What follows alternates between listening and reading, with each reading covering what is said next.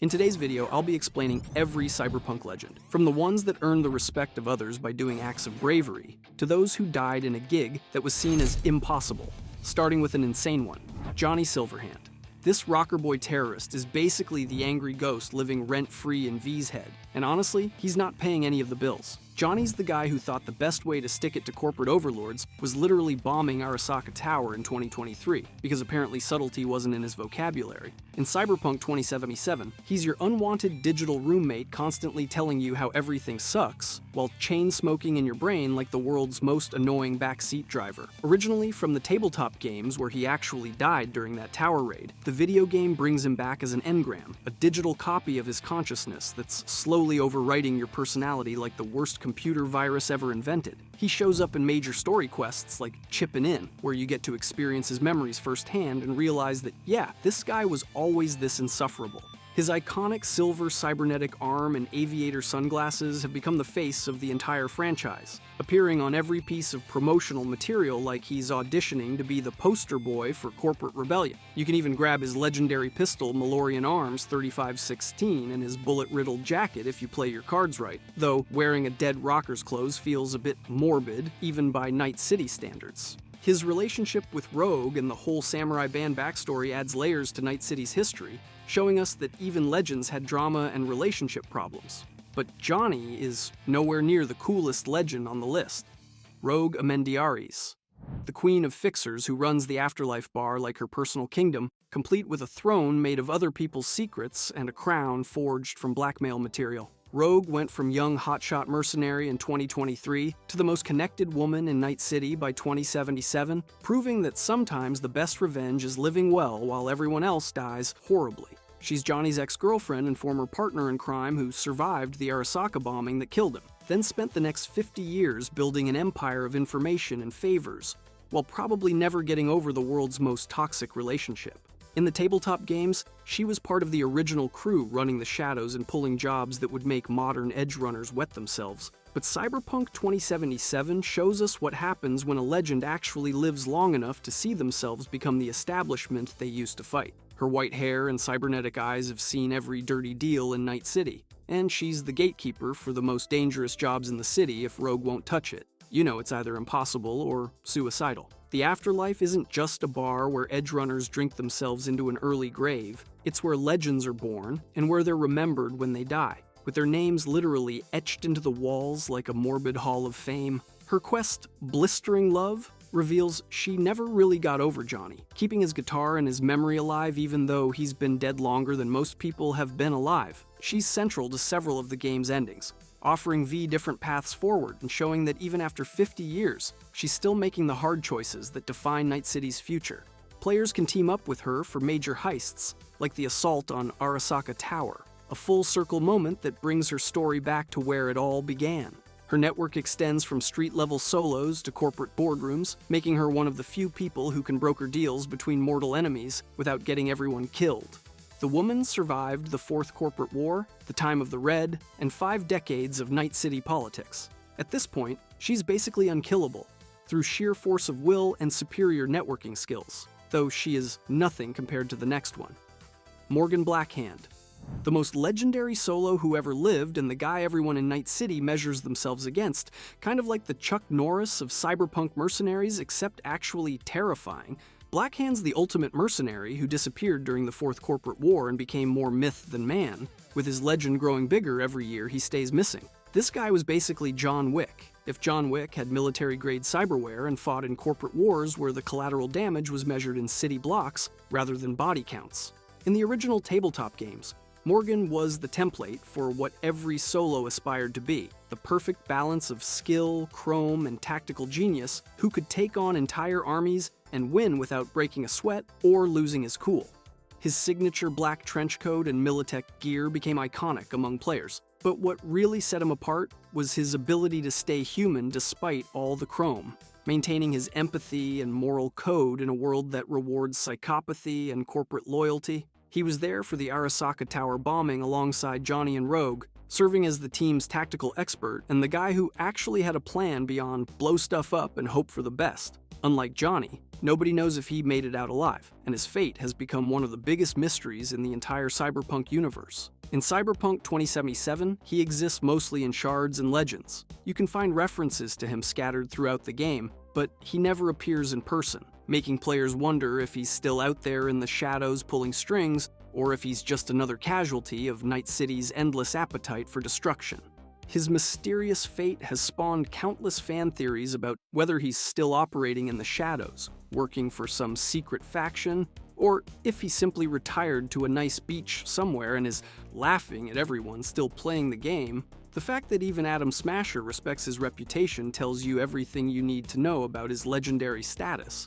When a cyberpsycho gives you props, you know you're operating on a different level. His influence on solo culture is immeasurable, with every street mercenary trying to copy his style and tactical approach, though most of them end up dead long before they master even a fraction of his skills.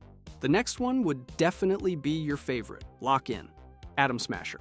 Arasaka's pet cyberpsycho and the walking nightmare that other nightmares have nightmares about. Basically what happens when someone decides that having feelings is for weaklings and being terrifying is a full-time career. Smasher traded his humanity for Chrome and became the Corp's ultimate enforcer, proving that sometimes the real monster was the friends we converted to full-body cyborgs along the way.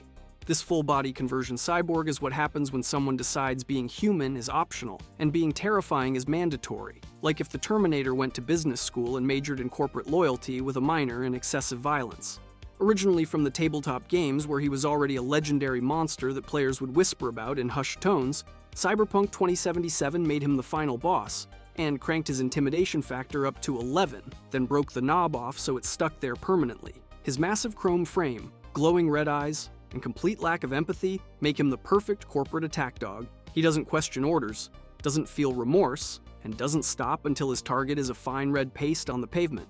He's the guy who killed Johnny Silverhand back in 2023, and he's still hunting legends 50 years later like it's just another Tuesday at the office, collecting paychecks and body counts with equal efficiency. In the game, fighting him is less boss battle and more like trying to punch a tank with your bare hands while the tank is shooting back. His damage output is insane, and he can strip through your armor like tissue paper in a hurricane.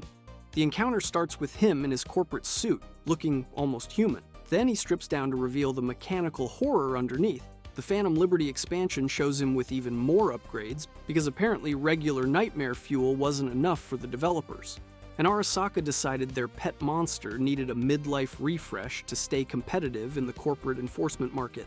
He represents everything wrong with cybernetic enhancement taken to its logical extreme. Infinite power with zero accountability, Chrome without soul, and corporate loyalty that makes normal people look like anarchists. His fight mechanics include multiple phases, heavy weapons that can one-shot unprepared players, and the ability to make grown gamers cry and throw their controllers across the room. But he was nowhere near as notorious to the next cyberpunk. Rach Bartmoss. The netrunner who broke the internet before breaking the internet was even a thing, and somehow managed to make it look like an accident while definitely doing it on purpose. Bartmoss crashed the global net in 2023, and somehow managed to keep haunting cyberspace decades later, proving that even death can't stop a really determined hacker with abandonment issues. This guy was the ultimate hacker who decided that if he couldn't rule the net, he'd rather burn it all down and watch the world scramble to rebuild their digital infrastructure from scratch, like some kind of cyber apocalypse with a sense of humor. In the original tabletop lore, Raish was responsible for the data crash that ended the old net, and forced everyone to build new systems from scratch, essentially hitting the reset button on human civilization's relationship with technology and making everyone start over with dial-up speeds. His virus didn't just crash servers, it fundamentally changed how humans interacted with digital space forever, turning the internet from a global network into a fragmented collection of local systems that had to be slowly reconnected over decades. The man essentially invented cyber terrorism as an art form, writing malicious code that could think, adapt, and spread like a digital plague that never stopped evolving. By the time of Cyberpunk 2077, he exists as fragments and ghosts in the system, with the Voodoo Boys treating him like some kind of digital deity who achieved immortality through pure spite and superior programming skills. You can find traces of his work throughout the game's hacking systems, and his influence on modern net running is everywhere. Every hack, every breach, every piece of malicious code carries a little bit of his digital DNA. Alt Cunningham might be the queen of the net beyond the Black Wall, but Bart Moss was the anarchist who kicked down the gates in the first place and invited all the monsters to come play in cyberspace. His digital immortality came at the cost of his physical existence, making him a cautionary tale about losing yourself in the code and becoming more program than person. The irony is that he achieved exactly what he wanted. He became part of the net itself, existing as a ghost in the machine that can never be fully deleted or contained. Though he was wild, it's nothing compared to the next legend. Alt Cunningham? The netrunner who became something beyond human after creating the soul-killing program that digitizes consciousness, basically inventing the ultimate form of identity theft, and then becoming its first victim. Alt went from Johnny's girlfriend to a digital goddess ruling the net beyond the Black Wall, proving that sometimes the road to divinity is paved with really bad relationship choices and experimental technology. She invented Soul Killer, the program that can rip someone's consciousness out of their body and turn it into data. Basically the ultimate form of digital kidnapping that makes regular murder look quaint and old-fashioned by comparison. Originally appearing in the tabletop games as a brilliant netrunner and Johnny's love interest, her story took a dark turn when Arasaka captured her and used her own invention on her, turning her into the first victim of her own creation, in a twist of irony that would make Greek tragedy writers weep with envy. The process of creating Soul Killer required her to dive deeper into the net than anyone had ever gone before, pushing the boundaries of human consciousness and digital interaction to their absolute limits. In Cyberpunk 2077, she's evolved into something far beyond human comprehension, existing as a powerful AI entity in the depths of cyberspace, where normal rules of reality don't apply and she can reshape digital space according to her will. Her red hair and ethereal presence haunt both Johnny's memories and the game's climax, where she offers V a chance at digital immortality, though the price is giving up everything that makes you human in the first place. She's central to several of the game's endings, representing both the promise and terror of transcending human limitations. You can achieve immortality, but the person who achieves it might not be you anymore. Her relationship with Johnny adds layers to both characters, showing how love can survive even when one person becomes a digital entity and the other becomes a bitter terrorist with anger management issues. The irony is brutal and perfectly cyberpunk. She created the technology to preserve human consciousness, but lost her own humanity in the process, becoming something greater and less than human at the same time. Her domain beyond the Black Wall is populated by AI entities that view humanity as quaint biological curiosities, and she serves as both protector and potential threat to the meat world that she once called home. You might think that's peak cyberpunk, but hold on for the next reveal. Carrie Eurodyne. Johnny Silverhand's former bandmate who survived to become Night City's aging rock god, trading Revolution for celebrity and spending 50 years wondering if he sold out or if selling out sold him. Carrie's the guy who lived long enough to see himself become exactly the kind of corporate-sponsored celebrity that his dead best friend would have absolutely despised with every fiber of his rebellious being. While Johnny died a martyr and got to keep his revolutionary credibility intact, Carrie lived long enough to become exactly the kind of corporate-sponsored celebrity Johnny would have hated, complete with record deals, endorsement contracts, and all the soul-crushing compromise that comes with mainstream success. In the original tabletop games, he was part of the legendary band Samurai alongside Johnny, but Cyberpunk 2077 shows us what happens when the music dies, but the musician keeps going, desperately trying to stay relevant in a world that's moved on to newer, shinier distractions. His long hair, stage outfits, and cybernetic voice modifications scream aging rocker trying to stay relevant in a world that's moved on. Like watching your favorite band from high school still playing the same songs at county fairs and casino lounges. His questline in the game deals with his midlife crisis, his complicated feelings about Johnny's legacy, and his struggle between artistic integrity and commercial success. Basically every musician's worst nightmare played out in a neon-soaked cyberpunk hellscape. You get to help him stage a comeback that's equal parts nostalgia trip and middle finger to the music industry, proving that sometimes the best revenge against a system that's forgotten you is forcing them to remember why they noticed you in the first place. His relationship with Johnny was complicated, part friendship, part rivalry, all tangled up in ego and artistic vision, with Carrie always feeling like he was living in Johnny's shadow even when Johnny was busy being dead. The guy wrote hits, sold millions of records, and achieved everything most musicians dream of, but he never escaped the feeling that he'd compromised his artistic vision for commercial success. His character arc in 2077 involves reconnecting with his rebellious roots while dealing with the reality that he's now part of the establishment he used to fight against. The missions with Carrie feel like hanging out with that friend from college who achieved their dreams but can't figure out why they're still not happy, complete with spectacular self-destruction and moments of genuine artistic brilliance. That Legend's story is crazy, yet it pales next to what's ahead.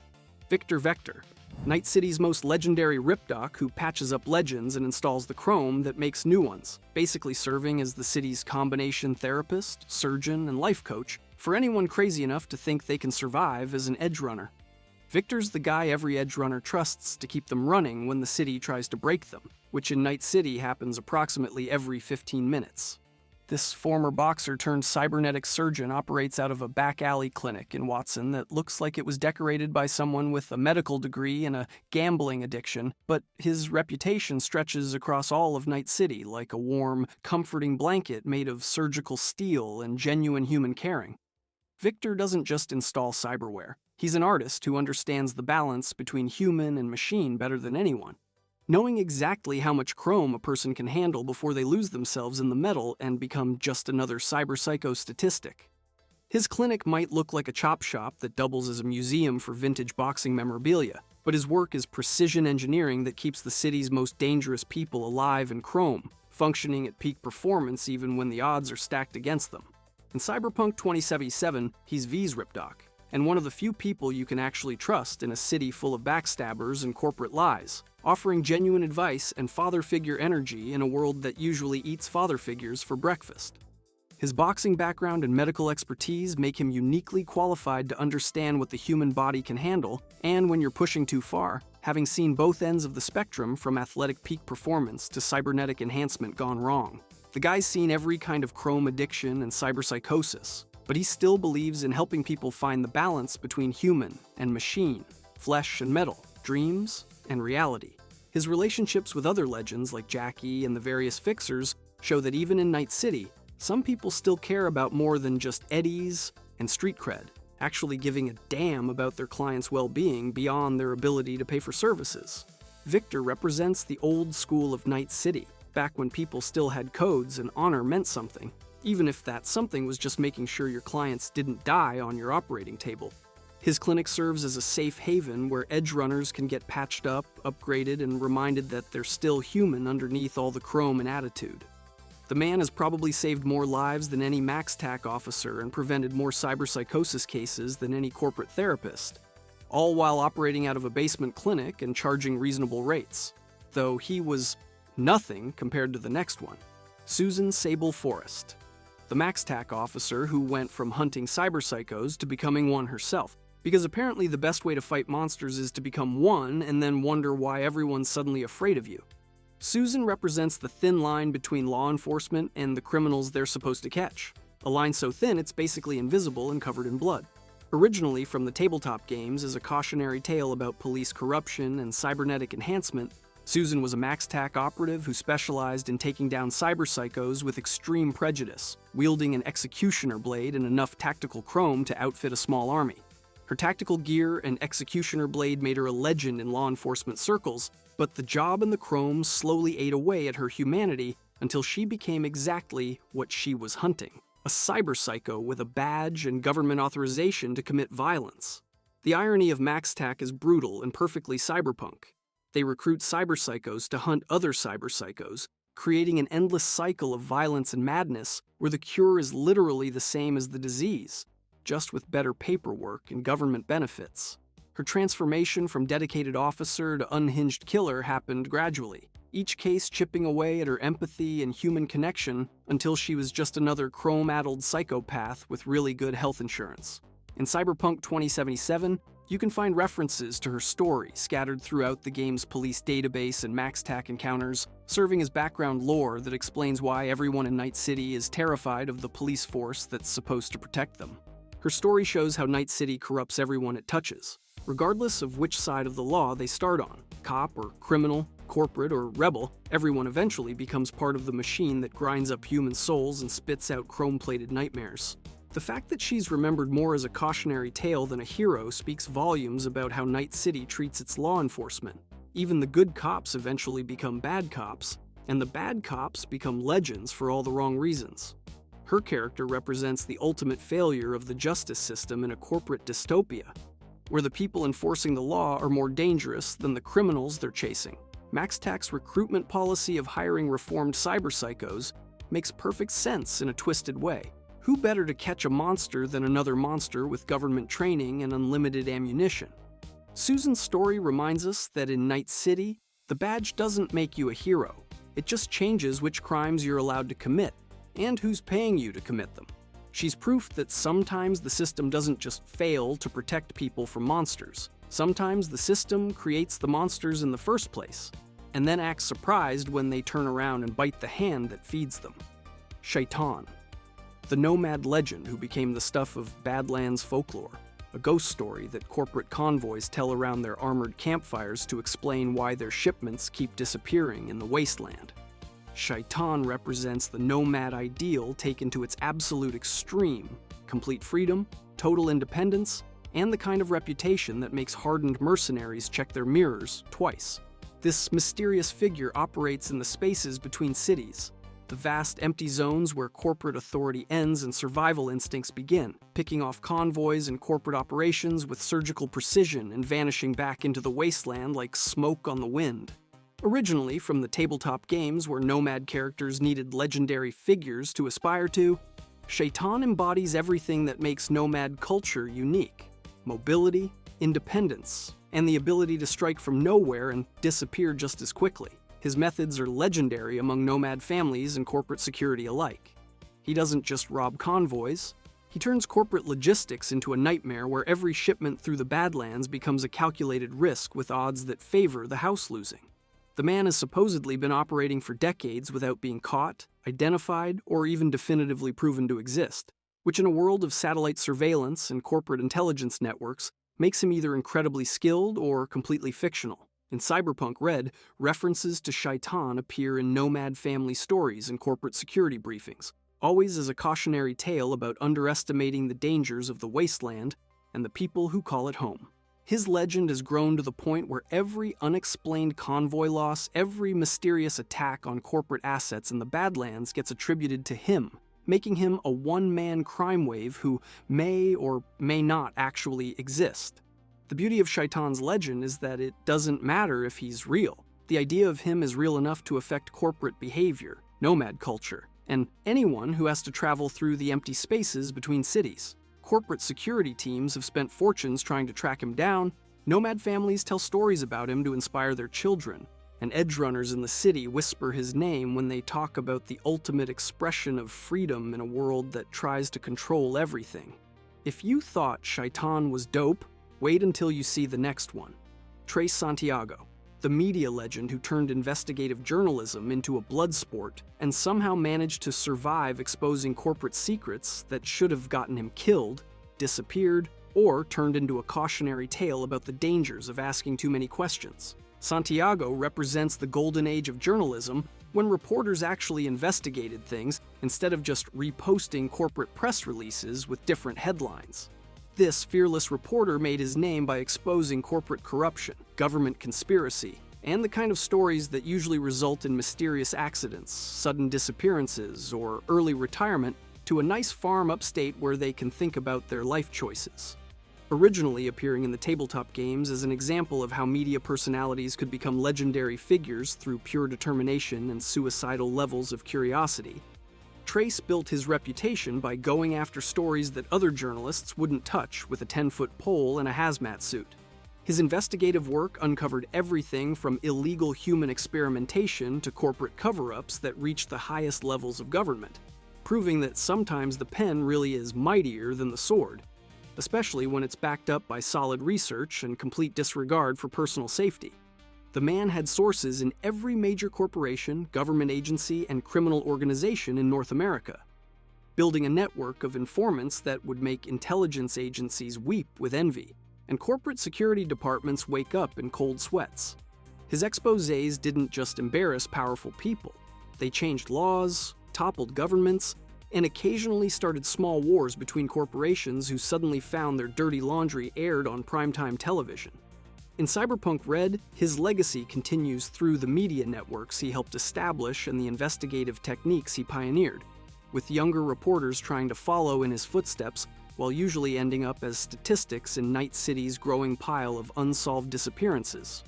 By the time of Cyberpunk 2077, references to his work appear in various media shards and news archives, showing how his investigations laid the groundwork for understanding the corporate conspiracies that continue to shape the world decades later.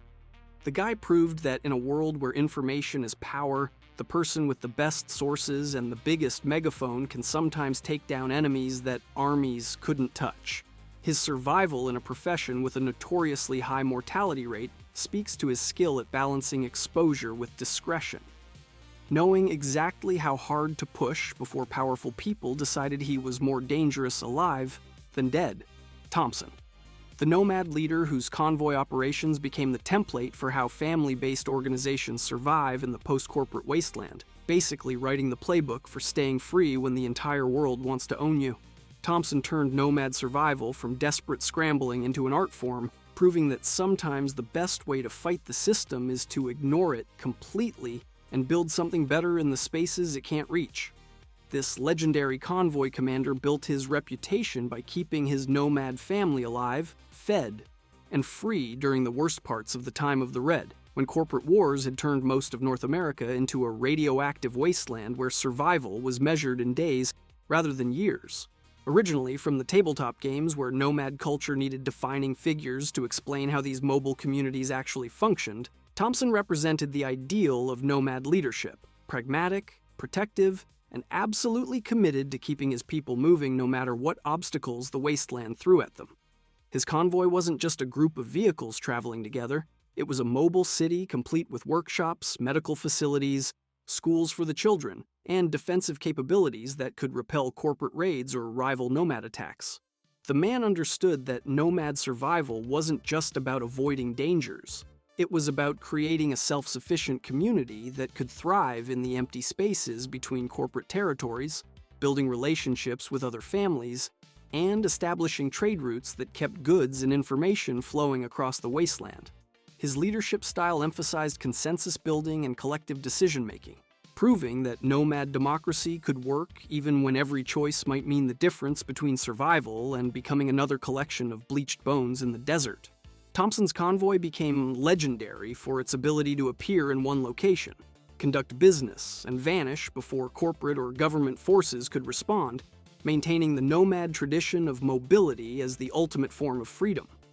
His techniques for convoy management, route planning, and interfamily diplomacy became standard practice among nomad clans, with his methods being passed down through oral tradition and practical training that prepared new generations for life on the road.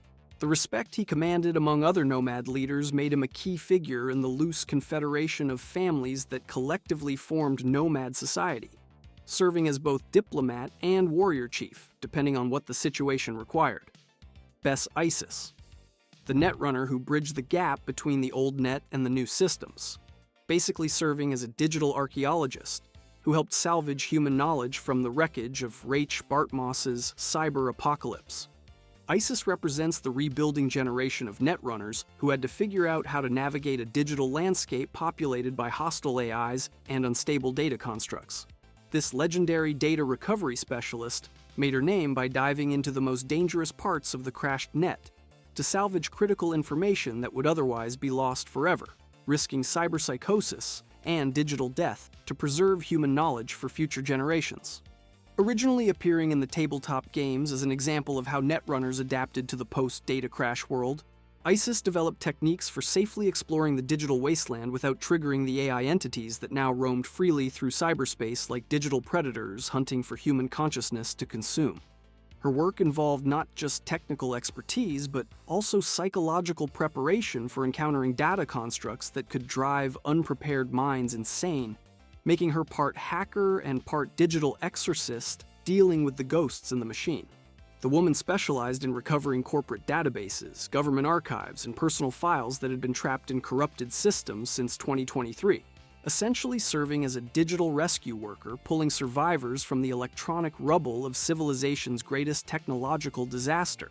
Her techniques for data archaeology became essential skills for the new generation of netrunners who had to work in a hostile digital environment where every connection risked exposure to entities that viewed human consciousness as either food or playthings.